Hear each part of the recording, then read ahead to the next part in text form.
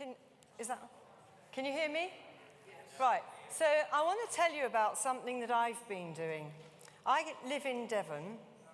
I live in a little village called King's Kerswell, and I, until April, was working at the Met Office. That's the meteorological office, the weather one, rather than the police one, okay?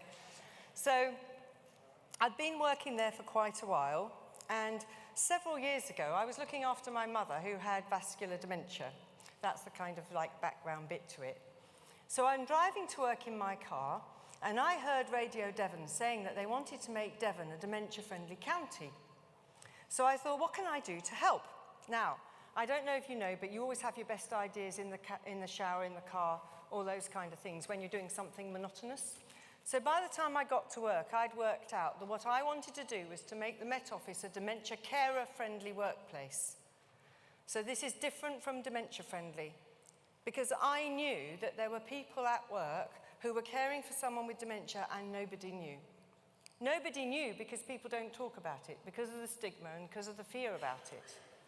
So I went into work and I thought, I'll chat to the guy from the union and see if he thinks that this is a good idea.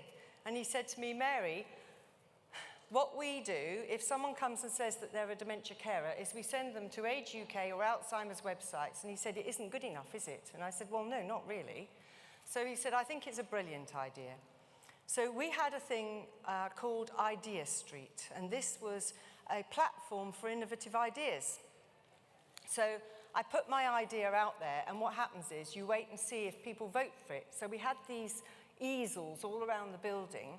There was about 4 of them, so I put it on each one instead of just one of them. And I waited till little groups of people were gathering by, and I went up to them and said, do you think this is a good idea? And they said, oh, this sounds like a quite... Would you mind putting a few comments on there? So when they came to assess it at the end of the month, they had loads of comments, and they said, this is amazing. I thought, well, it's not really quite that amazing. So they said to me, would you like to lead it? And I said, yes. And I said, I'd like some training, but I don't know what it would be. That's when I found out about the Dementia Friends program. So I became a Dementia Friends champion because I knew that the first thing I wanted to do was to increase awareness and understanding of dementia in the workplace. So I became a champion, and in the June, this was in 2014, so by June, I was delivering Dementia Friends sessions, but not just at work. I was able to do them in the community as well, and I've done about 38 of them now. So that was really good as well for work, because we like to help the community too, so they were really pleased about that. Then the union came to me and they said, there's a course, it's a distance learning course called Principles of Dementia Care Level 2. Would you like to do that? And I said, oh, yes, please, that sounds quite interesting. Because I thought then I would have a bit more understanding when I set up my network group. I wanted to set up a network group for carers, okay, a dementia carer network group. And so I started this group up, and it started quite small, and it grew, okay? And I never knew how many people were going to come to the sessions, but we had monthly sessions. So I was running monthly dementia sessions for the Dementia Awareness and monthly network group meetings. And I set up carer buddies. Now, this was really interesting because if someone wanted to be a carer buddy, it meant they could go and have a cup of coffee or a chat, okay? And that's what really, really helps dementia carers. It's absolutely no good sending them to websites and giving them masses of stuff to read because they're completely overloaded. So having a little chat and a cup of coffee makes a massive difference. You can see about my work that I've done on my website, which is www.4, as in, 4, dementiacarers.org.uk. So I carried on, and I found out some quite interesting stuff because we started to get some information and we did some workshops and things to find out the difference it was making. And the sort of difference that it made is that I had one lady come to me and she said, Mary, before, she said, we had these taboos and the stigma. Now that the stigma and the taboos have gone, I can talk to my colleagues and to my friends about my father's dementia. I don't feel isolated and alone. I feel that when I hear other people and what they're dealing with, I feel I should be able to cope with what I'm dealing with.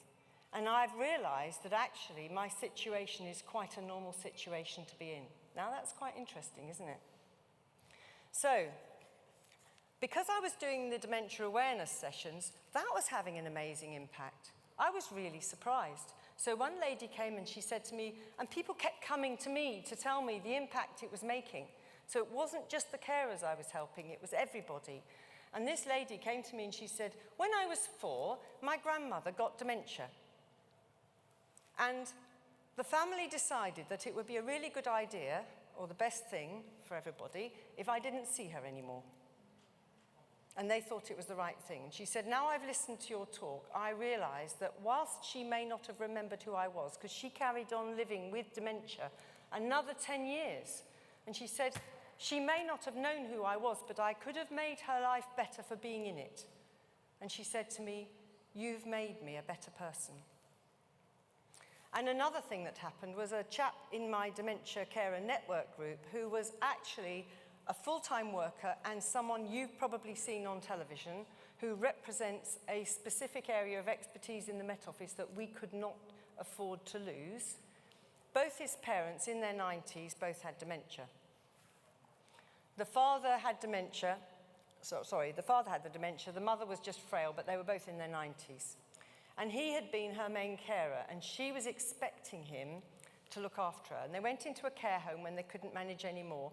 She would be saying, you're not doing enough to help me. And he would try and help her, and he'd end up hurting her. And he didn't mean to hurt her. So then he would get aggressive because he was upset that he'd hurt her when he didn't mean to, but he didn't really understand what was going on.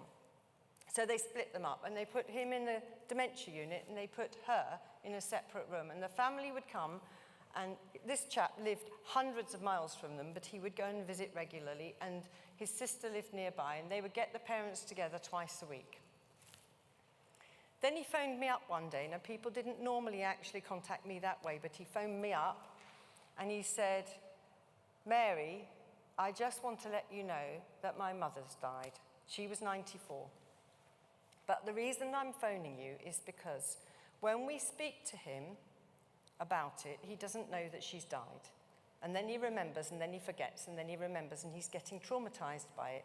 So we've decided we shouldn't mention her unless he does first. And he said, then it dawned on me, maybe he shouldn't go to the funeral.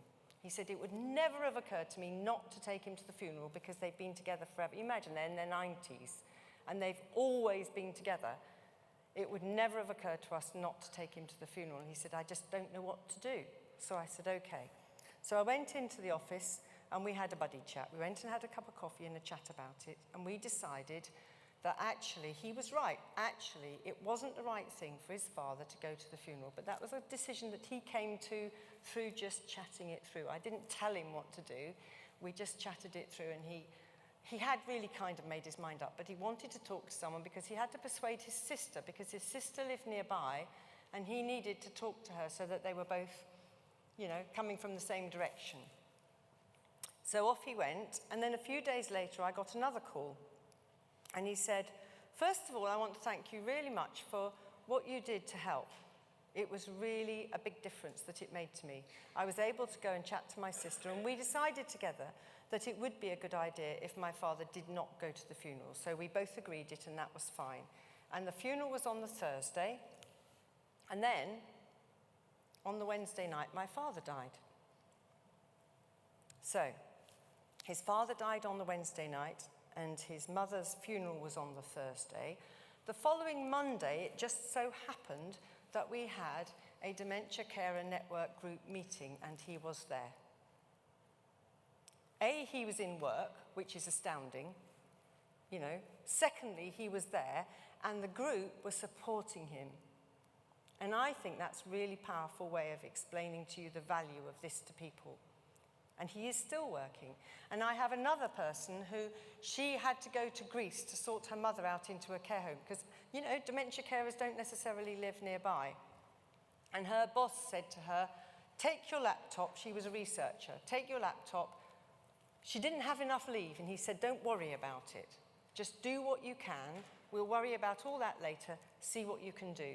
She'd no idea how long she was going to be. She said sometimes when she was sorting her mother out, just being able to lose herself in her research was her absolute lifesaver. And she said to me afterwards, she said, if I hadn't been supported, I would have left. However, if I hadn't left then I would have left when I came back because I would have been angry at myself for not resigning when I should have done. And I had 3 people come to me and tell me that they would have left the office if they hadn't been supported. They would have felt they had no choice. And it was really nice that they actually felt they did have a choice, because dementia carers have quite a few things that are different from other carers. They are at higher risk to their health than other carers. I don't know if you're aware of that. So a dementia carer is grieving for the person that they've lost before they've died. A dementia carer, when the person dies, doesn't sometimes grieve, maybe for months, maybe for years, because the person who died wasn't the person that they knew, and they feel really guilty about that. And if you can tell them that it's okay, it's what happens, that helps them not to feel so bad about it. A dementia carer is dealing for someone who is actually terminally ill. Okay? Now, with other diseases, the person might get better, but with dementia, they're not going to get better. But if you can understand some of the things, sometimes little things that you can do that can make it easier, both of you and all the family can have a completely different experience. So I've done some dementia carer training, and one of the things that I've done is on communication. So I put people into pairs, and I made them, in fact, I think we could do this now. If you could just pair up with somebody, all right? And what I want you to do, preferably someone you don't know, and I want you to find out where they live, but only asking questions with less than 4 words. 4 words or less. You're not allowed to use more than 4 words. Would you do that for me? Just for a minute or two. So find somebody and just talk to them and find out what you can about them, but all your questions must have no more than 4 words. Is that okay? Just do that now for a minute.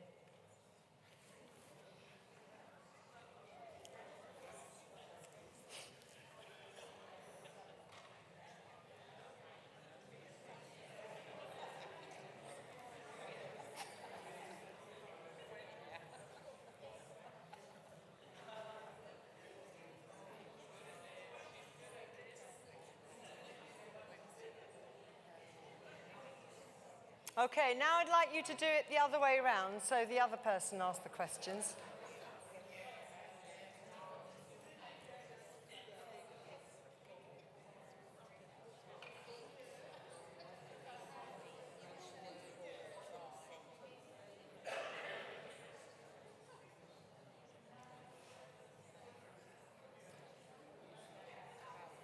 Okay, so was that quite hard? It wasn't hard to ask a question, only 4 words. Right. Yes, but... Okay. Right. So, the point about this is that someone with dementia can't cope with complicated language. If you're asking them what they would like to drink, if you say, what would you like to drink, that's too complicated. This actually, there's often overlaps with other things. So for instance, autistic people might have a similar thing. If you ask them a question and they haven't answered it, and then you ask the question in another way, they have to start processing it all over again, and it's a bit like that.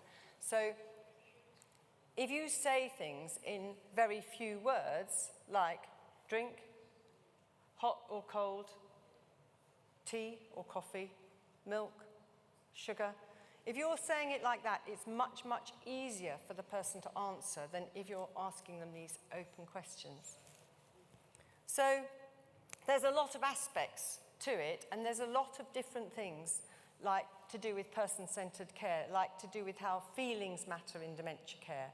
There's lots and lots of aspects of things that if you understand these things, you can do a lot more.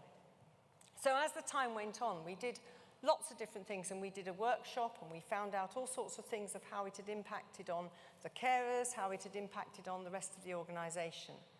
I found that the directors of the Met Office had actually been taking carers into account when they were making decisions, which they hadn't been doing before. And that wasn't just dementia carers, that was all carers. I found that, people were coming to me with all kinds of issues that were raised. We managed to go to the union and suggest that if someone was having an emergency, that they would be allowed to have 5 days of special paid leave, because what was happening was, depending on the manager, someone would get special paid leave, someone would get unpaid leave, someone would be told to take annual leave, and someone else would be told they couldn't go. I've been there when people have been told they can't take somebody to hospital, for an appointment. Now, the other thing is, organisations are losing a lot of time in sickness that they're not aware of, because people aren't saying why they're going sick. It's actually, they're not sick, they're taking someone to an appointment. They can't go to their boss and say, I'm taking this person to an appointment, so they go sick. Now, if you go sick, you're going to go sick for 3 days, not just for an hour or two, because you've got to make it look real, haven't you? So there's a lot of hidden sickness. And I don't know if any of you are aware, there's a thing called the Positive Aging Company, and they do a thing called the Sleeping Tiger Calculator. And if you plumb in how many employees you've got, what the average salary is, and what the average sickness days are, they'll tell you how much money your company is losing in hidden sickness at work for elder care. And of course, a fair amount of that will be people looking after someone with dementia. So there's lots of aspects of things going on. I'm trying to now raise awareness of this for other organisations. I'm trying to find a way forward so that I can get lots of organisations doing this, because it just seems to me it's a really important thing. It's not something that should be just one organisation doing it. Everybody should be doing it. But the benefits to the organisation have been really massive. And they were really surprised at how much very, very positive PR they were getting from it. And what I'm wanting to do, I'm wanting to end up with accreditation for companies to be dementia carer friendly. Anyway, thanks for listening.